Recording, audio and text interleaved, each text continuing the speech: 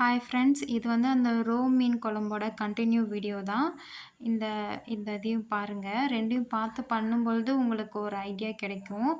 நான் நல்லா கொதிச்சு எண்ணெய் பிரிஞ்சு கொஞ்சம் குழம்பு வத்துனதும் நம்ம எடுத்து வச்சிருக்க மீன் எல்லாமே உள்ளே போட்டுறலாம்.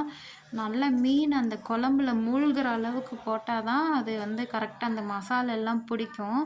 நான் வந்து இது போட்டுட்டு ஒரு 10 நிமிஷம் 10 நிமிஷமே இதுக்கு ஜாஸ்தி தான். 7 நிமிஷமே போதும். மீன் எல்லாம் நல்லா வெந்துரும்.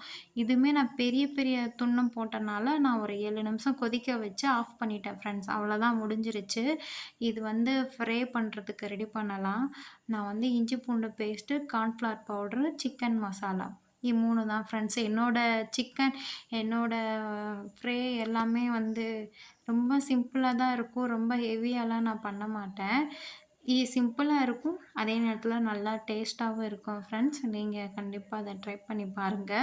நம்ம மசாலாலாம் ரெடி பண்ணி வச்சு ஒரு 1/2 அன் ஹவர் இத அப்படியே விட்டுட்டோம்னா, மசாலா நல்லா செட் ஆயிரும். இது கூட கொஞ்சம் ஒரு 1/2 ஸ்பூன் ரவை போட்டோம்னா, இன்னும் கூட நல்லாயிருக்கும். ஏன்னா, அந்த மசாலா எல்லாம் உதிர விடாம மீன்ல நல்லா பிடிச்சு வச்சுக்கும். நம்ம ஆயில்ல போடும்பொழுது மசாலா தனியா, மீன் தனியா கலராம அந்த ரவை போடுறனால அது நல்லா பிடிச்சிருக்கும் ஃப்ரெண்ட்ஸ்.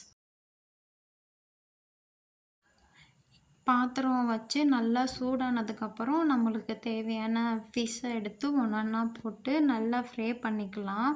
இதுக்கு ஒரு 5லேருந்து 6, 7 நிமிஷம் போதும். ரொம்ப நேரம் தேவையில்ல.